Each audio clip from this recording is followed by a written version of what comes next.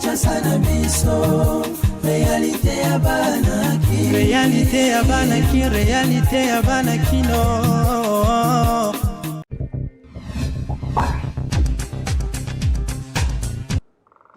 Le président de la République, chef de l'État, commandant suprême de forces armées de la République démocratique du Congo et de la police nationale congolaise, a présidé ce lundi 1er août 2022 une réunion de crise consécutive aux manifestations contre la MONUSCO et aux incidents tragiques survenus au poste frontière de Kasindi. Un seul point était inscrit à l'ordre du jour, à savoir l'audition du rapport de la commission spéciale du gouvernement sur la situation qui a prévalu au Nord Kivu et au Sud Kivu, consécutive aux manifestations contre la MONUSCO. Elle avait pour mission de faire l'évaluation générale de la situation, en faire le bilan et ensuite apporter les réconforts et les soutiens du gouvernement aux populations qui ont été directement touchées par ces événements malheureux. Elle a aussi fait le point de la situation consécutive aux incidents graves et outrageants qui ont porté atteinte à la souveraineté de la RDC, au poste frontière de Kasindi survenu pendant qu'elle séjournait dans la région. Il ressort de ce rapport un bilan lourd de 36 morts répartis comme suit. 13 morts à Goma, 13 morts à Butembo, dont 4 casques bleus, 4 morts à Uvira, 3 à Kanyabayonga et 3 à Kasindi. Il a aussi été dénombré près de 170 blessés. La commission gouvernementale a aussi eu des entretiens avec plusieurs acteurs de la société civile à Goma et à Butembo. Au cours de ces entretiens, les populations ont formulé une demande claire, celle de voir partir de la République démocratique du Congo la mission des Nations Unies en République démocratique du Congo, MONUSCO. Dès ce qui précède, le gouvernement a été instruit de diligenter une réunion avec la MONUSCO en vue de réévaluer le plan de son retrait, convenu en vertu de la résolution 2556 du Conseil de sécurité. Pendant la réunion, le président de la République a aussi fait part de son entretien ce jour avec le secrétaire général des Nations Unies qui lui a exprimé ses vives condoléances après les incidents graves survenus à la frontière entre la République démocratique du Congo et l'Ouganda.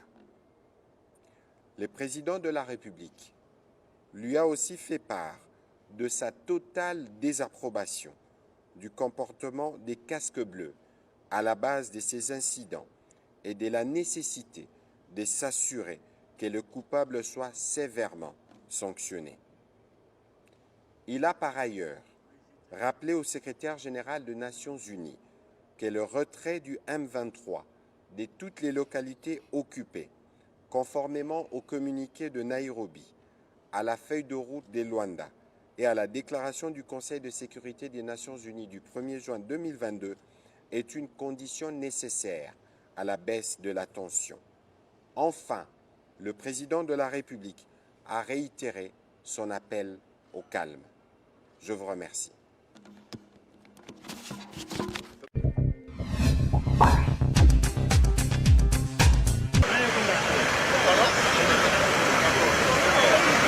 Mokolo ya lobi na esplanade ya palais du peuple, ne mokonzi ya mboka Félix Antoine Tshisekedi Tshilombo aremetaki 80 pick-up ya marque Toyota 4x4 na ba professeur émérite ya République démocratique du Congo. Nyonso wana na souci na ye ya koaméliorer ba conditions de vie pe ya travail ya ba professeur ya université awa na République démocratique du Congo. Symboliquement, chef de l'État a remettre ba clé ya mituka na maboko na bango moko ba professeur émérite. Tangu azwaki maloba na kombo ya ba collègue na ye ba professeur Malembe Tamadiak a remercié chef de l'État mpo na geste oyo asali mpo na bango pe a profité ya koyebisa président de la République quelques difficultés na bango ba professeur émérite. Le plus jeune d'entre nous a 70 ans et celui qui vous parle a 86 ans. Je voudrais tout simplement réitérer ce que d'autres ont dit, vous remercier très sincèrement d'avoir accepté de rehausser cette cérémonie et de remettre vous-même le premier clé aux professeurs émérites. Na esengo ya kozwa mutuka boyoka ba réaction na bango tango basimbaki bafungola ya bituka na bango. Sentiment de gratitude, sentiment de remerciement au président de la République pour avoir concrétisé sa promesse, récompenser les mérites de ceux qui ont pu s'investir des années durant pour la formation de la jeunesse et pour le développement de notre pays. Je suis le seul professeur émérite à l'ISP Gombe à avoir eu ce véhicule. C'est une joie immense, immense, immense et nous remercions le président de la République pour s'être déplacé et venir nous honorer en ce jour de la fête des parents. Je voudrais saluer ce geste qui est une manière concrète de pouvoir présenter la reconnaissance de la nation pour tous les efforts que nos modestes personnes ont apportés pour le relèvement du niveau de l'enseignement supérieur. Voici 30 ans, tous ceux qui ont suivi Mobutu n'ont jamais fait ce geste. Voici que le président Félix-Antoine Tshisekedi Tshilombo passe ici pour réaliser les promesses qu'il a faites auprès des universités, des étudiants, des professeurs. Et il a daigné commencer par les professeurs émérites. Il a coïncidé cette journée avec la journée des pépés, des mémés et des parents. C'est une chose agréable. Vraiment Fathieu, ndenga zo memela biso. Tokende kaka. Kinshasa, et l'équipe partout. Oui!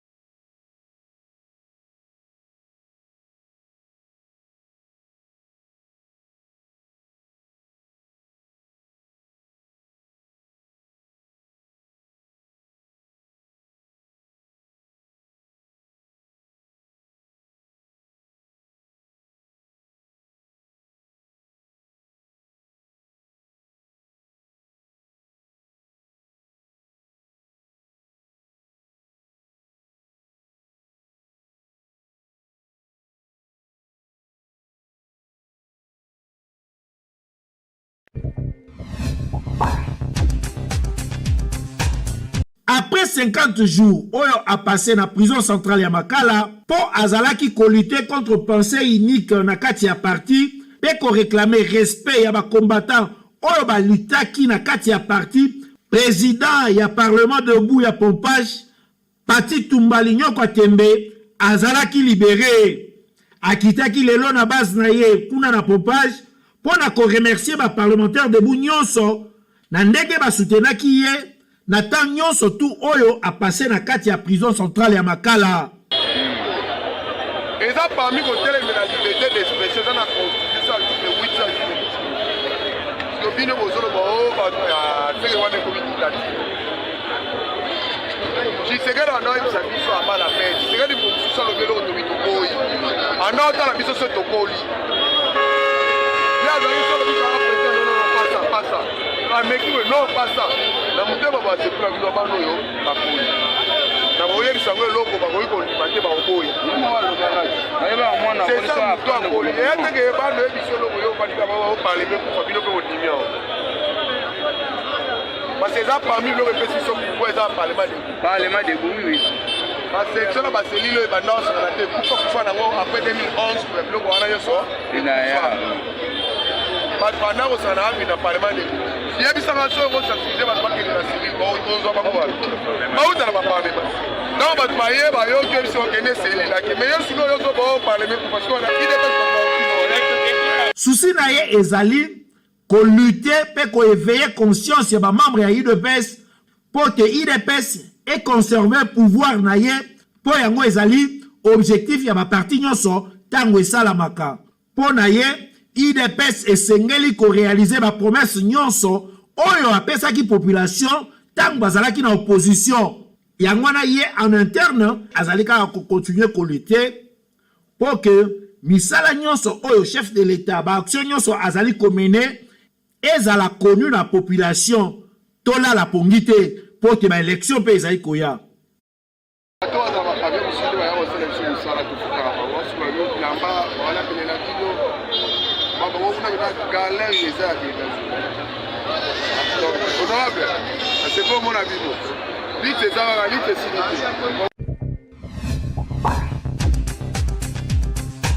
Bayeli susu bango banani société Beltesco toujours ndenge amesana ko sunga population congolaise sikoyo ayeli bino eloko ya motuya tunanga nini ezali bongo spaghetti roni oyo bozali komona ndenge bazali ko présenter biso yango awa ezali produit moko kitoko makasi okoki kolia yango na biloko nyonso oyo olingi Thomson soso viande ya lolenge nyonso tope madesu oyo na Kinshasa tobengaka madeblo oza mobimba bana mikolo tout le monde akozala d'accord na spaghetti oyo roni esengeli koyeba ke pâte alimentaire oyo esalemi na semoule de blé ezali na elengi pe guna ndenge ya kosakana te kasi babosani bino te baye nyonso oyo pe baza batu ya ba nostalgie balela ba macaroni Beltesco acheli bino pe lisusu macaroni roni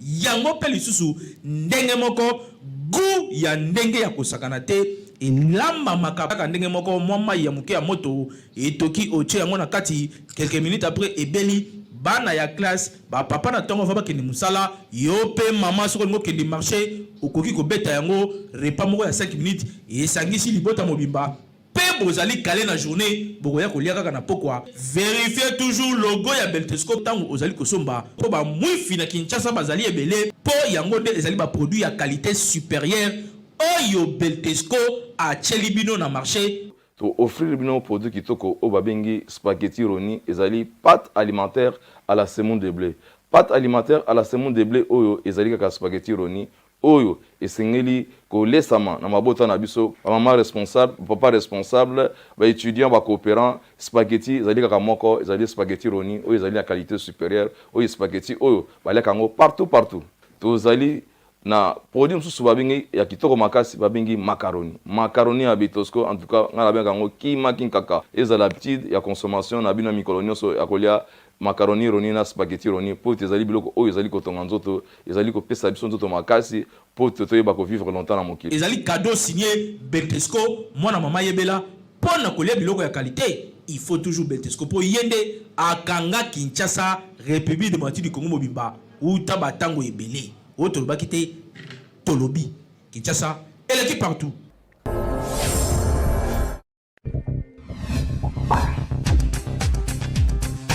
Na bitambola tambola lelo totuni motuna ya koyeba soki ezali mabeto malamu ya kokende na cimetière mokolo ya le 1er août avant midi. Kutala batu na cimetière ya mabete po ozala ndeko nomo wi so diza kufakala tumbo pe go bukana kutala ana ezalwa bokyo bongisa matiti kokata ya mabete emsunde konomo bwe mina yo ozana e akufakala tumbo pe go bukana koketala ya mabete koketala batu na cimetière ya mabete po bakitala batu te voilà esa mabe makasi po bo négligé mutu na bino bozaki na e se bolingo ezalaki kaka air azali na vie air akufi bo négligé po mutu bozala na posa na ye ata akufi susi na ye il faut bolandelaka ye mwana cimetière ni matiti kokata kobongisa mwa tombo mwa photo ezokisa bino mwa baimage eya mabe te kokende otala bato na cimetière. En fait, oui, et mon cousin a deux possibilités. Et mon bâtiment est causé à Malamou, et bâtiment est causé à Pemabé. Et Malamou, vous en donnez une qui vont se souvenir de comment vous avez un amukili. Vous me l'avez moi mingi. Vous avez passé à Batam, il y a Malamou naïe. Batam qui est un clé de Kofi. Batam qui nous sommes qui nous sommes qui nous talaïe au Kansai. Alors, vous avez un démon amukili à Sanini, à Tikabiso. Voilà côté à Malamou. Mais côté à Mabé, monsieur Zandini. Ce que vous me savez, on a trop. Bon, mais là il est mingi na mukili quelque part batam so akay brusquement au moins que nous temps so que nous talé so net premier mai au que nous talé le 1er août au que nous talé na cimetière et moi ba mususu bazaka nit tellement affecté mingi na affection papa na ba de quoi na kinaki et ko déranger pe moral na ye ko pese moi ba souci vous sentez que le bola makamwa mabe mususu comment vous voyez pourquoi parce que akiko kansa so de kona kufaki. Comme conseil, on peut savoir que les tellement affectés, on a disparition, on a bango alingaki mingi, koki na ba cimetière ni wana ils ont bien si y a moyen bango ki na bango te o baza capable ya supporter ba shokana ba koki na bango ba ki notala bango za pe moi peut-être on va pas ko entretenir ba cimetière bango ba to mona bango ah mais pour na ngana on ma bete ça ma bete pour ya ma bete pour ko kindi bogo tala tombe bukana ki bobongisi bokata pe matiti boko raisonner pe yana o mabete pona nga ezongisa pe mwa ba image wana ya muto bolingana makasi pona nga binana o mabete eza mabe na bana na nsambe puisque wana eza neti bazokumisa bikeko moto ayebi nzambe akokenda kokumisa moto ya kufi puisque moto ya kufi na yebanda kala soki bozalaki na mbongo ou bien na souci bolingaki bosombela ye lobiko mais comme nous n'avons pas de possibilité à kosomba lobiko yango wana ke mokolo ya salaki ye azwi bon eloko nini bokokenda jour ya le 1er août bokende okumisa ye bokende kovisiter na likamoni non eza pratiquement mabe ata toki soki tozwi na mokanda Jonas chapitre 2 verset 10 à 11 nzamba azoloba na chapitre 9 mawana bato bakukumisa bikeko wana baza yanga te mais lobiko euti epa na nzambe wana okiti na verset 11 lobiko euti epa na nzambe babible mosusu pe nani verset 11 ezalaka te na français 11 ezalaka te mais eza na lingala okokita ngo komona 11 c'est là qu'on visiter commémorer bato bakufi jour le 1er août eza mabe bana nzambe oyo ayebi liloba na nzambe akosala makambo wana te pratiquement impossible ata soki tozwi ata na mokanda ya Lévitique ezolobela biso kokumisa bato oyo bakufa pas d'intérêt wana ozongi na eta ya judaïsme na eta ya judaïsme nde période wana oyo banayi kokumisa biko parce que soki ezalaka na période ya Aaron parce que Aaron ntango nyoke banayi kosuwa bana Israël bapesi ye likanisi ke esala ekeko puisque soki nyoke esui moto otomboli likolo nde moto wana akobika comme mpe bato yango bazalaki na motema makasi babanayi kolinga yango te wana lobike biso tokoadore bikeko nzoka nde lobike ezalaki wana lokola mpe lelo bato bakei kovisite bato bakufi na basimitiere wana baza bana na ngambo ya nzambe lisusu te. Bino moko boyoki ya Kinshasa eleki partout. Magazino